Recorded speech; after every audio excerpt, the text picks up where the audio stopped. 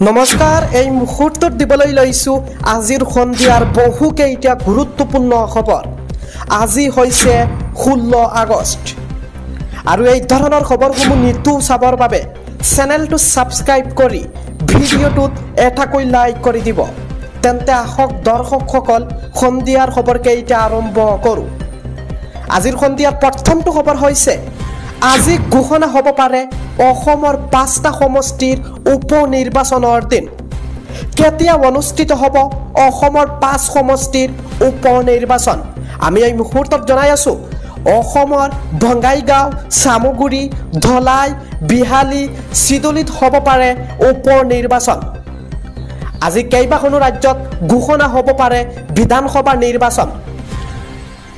ইফালে হাৰিয়ানা, মহাৰাষ্ট্ৰ, ঝাৰখণ্ডৰ নিৰ্বাচনৰ দিন ঘোষণাৰ সম্ভাৱনা। নিৰ্বাচনৰ দিন ঘোষণা কৰা হ'ব পাৰে কেন্দ্ৰীয় শাসিত জম্মু কাশ্মীৰতো। সেই সংবাদমেলতো অসমৰ নিৰ্বাচনৰ দিনো ঘোষণা কৰিব পাৰে নিৰ্বাচন আয়োগে। আমি পুনৰবাৰ জনাই আছো অসমৰ উপ নিৰ্বাচনৰ সম্ভাৱনা আছে। আমি পুনৰবাৰ জনাই আছো আজি অসমৰ উপনিৰ্বাচনৰ দিন তাৰিখ ঘোষণাৰ সম্ভাৱনা আছে।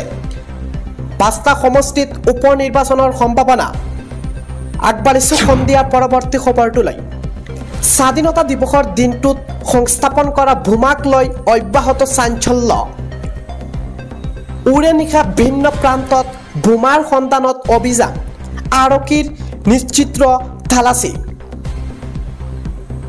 গুৱাহাটীত পুৱতি নিশালৈকে বোমাৰ সন্ধানত আৰক্ষীৰ বৃহৎ অভিযান।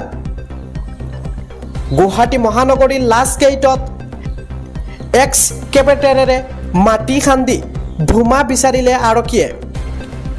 আজি পুনৰ সংস্থাপিত বোমাৰ সন্ধানত চলিল বৃহৎ অভিযান। কিয়নো গুৱাহাটীৰ সৰ্বমুঠ 8টা স্থানত বোমা সংস্থাপন কৰাৰ কৰিছিল দাবী। গুৱাহাটীত 2টা স্থানৰ পৰা বোমা সদৃশ সামগ্ৰী উদ্ধাৰ আৰক্ষীৰ। আন 6টা স্থানত এতিয়াও বোমাত থকাৰ আশংকা কৰিছে আৰক্ষীয়ে। গুৱাহাটীৰ নাৰংগীতো উৰে নিশা চলিল বোমাৰ সন্ধানত অভিযান। ৰাজ্যত মুঠ 25টা স্থানত বোমা সংস্থাপনৰ কৰিছিল দাবী। ইফালে লখিমপুৰ, শিৱসাগৰ, নগাঁৱতো ইতিমধ্যে দাবীৰ ভিত্তিত উদ্ধাৰ হৈছে বোমা। স্বাধীনতা দিৱসৰ দিনটোত সংস্থাপন কৰা বোমাক লৈ অব্যাহত চাঞ্চল্য। পৰৱৰ্তী খবৰটো হৈছে ৰাজ্যত ভয়ংকৰ ঘটনা। উত্তেজিত ৰাইজে দিন দুপৰতে জ্বলাই দিলে বিদ্যালয়। প্ৰধান শিক্ষকৰ বিৰুদ্ধে ভয়ংকৰ অভিযোগ তুলি উত্তাল পৰিৱেশ। পাথাৰকান্দিৰ চান্দিখিৰাত উৎপত্ত পৰিস্থিতি।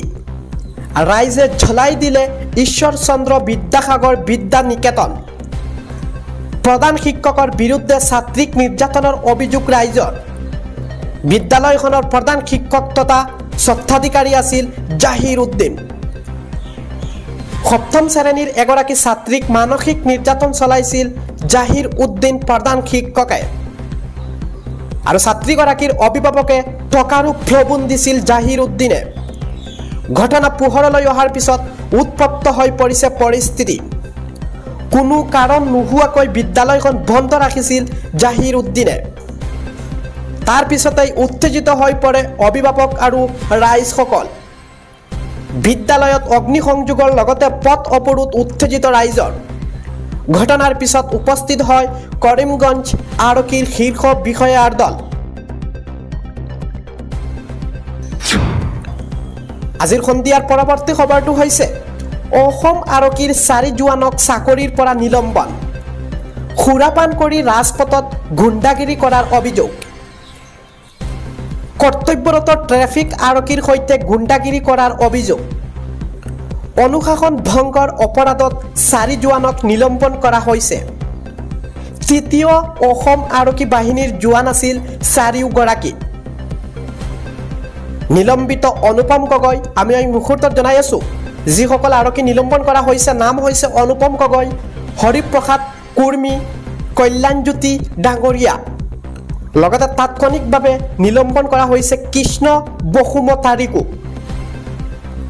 যোৱা নিশা ৰাজপথত তীব্ৰ বেগত বাইক চলাইছিল 4 আৰক্ষী জোৱানে। তিতাবৰ তিনিআলিত ট্ৰেফিক আৰক্ষীৰে লিপ্ত হৈছিল তৰ্কাতৰ্কিত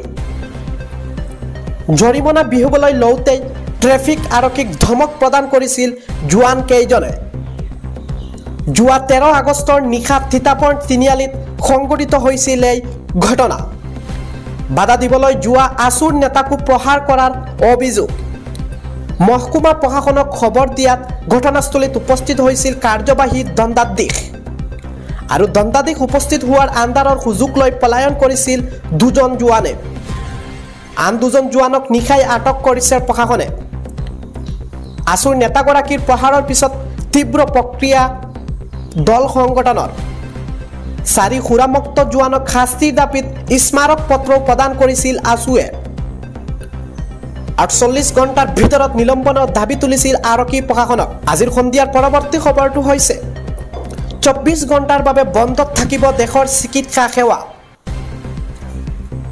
শনিবাৰে পুৱা 6 বজাৰ পৰা দেওবাৰে পুৱা 6 বজালৈ বন্ধত থাকিব চিকিৎসা সেৱাসমূহ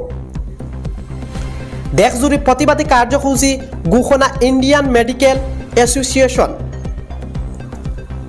ব্যক্তিগত আৰু চৰকাৰী সকলো চিকিৎসালয়তো বন্ধ থাকিব অপিডি সেৱা বন্ধ থাকিব পূৰ্ব নিৰ্ধাৰিত অস্ত্ৰোপচাৰ অৱশ্য অপৰিহাৰ্য জৰুৰীকালীন সেৱা অব্যাহত থকাৰ ঘোষণা IMAৰ কলকাতাৰ ঘটনাক লৈ সমগ্ৰ দেশতে সৃষ্টি হৈছে তীব্ৰ প্ৰতিক্ৰিয়া নাৰীৰ নিৰাপত্তা বিচাৰি ৰাজপথলৈ ওলাই আহিছে জনতা কলকাতাৰ কনিষ্ঠ চিকিৎসকৰ সৈতে সংঘটিত হোৱা ভয়ংকৰ ঘটনাৰ বিৰুদ্ধে প্ৰতিবাদ সাব্যস্ত কৰিছিল চিকিৎসকসকলে বুধবাৰে প্ৰতিবাদৰ সময়ত একাংশ দুৰ্বৃত্তই কৰা উদ্ভণ্ডালিৰ বিৰুদ্ধে ধৰ্মঘট কৰিব চিকিৎসকসকলে আজিৰ সন্ধিয়াৰ পৰৱৰ্তী খবৰটো হৈছে ৰাজ্যৰ হাজাৰ হাজাৰ নিবনুৱাৰ সুখবৰ আমি পুনৰবাৰ জনাই আছো ৰাজ্যৰ হাজাৰ হাজাৰ নিবনুৱাৰ বাবে আহিছে সুখবৰ আৰম্ভ হল মুখ্যমন্ত্ৰী আত্মনিৰ্ভৰ অসম আঁচনিৰ জিলাভিত্তিক সাক্ষাৎ আজিৰ পৰা জিলাই জিলাই বিশেষ ইণ্টাৰভিউ ইতিমধ্যে সমাপ্ত হৈছে এই আঁচনিৰ প্ৰথম পৰ্যায়ৰ ইণ্টাৰভিউ আজিৰ পৰা 5 ছেপ্টেম্বৰলৈ চলিব জিলাভিত্তিক ইণ্টাৰভিউ চৰকাৰৰ 2 লাখ টকাকৈ লাভ কৰিব মুঠ 1 লাখ যুৱক যুৱতীসকলে ইয়াৰে 1 লাখ টকা ঘূৰাই দিব লাগিব চৰকাৰক জিলাভিত্তিক ইণ্টাৰভিউৰ পাছত 30 ছেপ্টেম্বৰত একাউণ্টত দিব চৰকাৰে টকা পৰৱৰ্তী পৰ্যায়ত বাকি 70,000 যুৱক যুৱতীৰ ধন দিব চৰকাৰে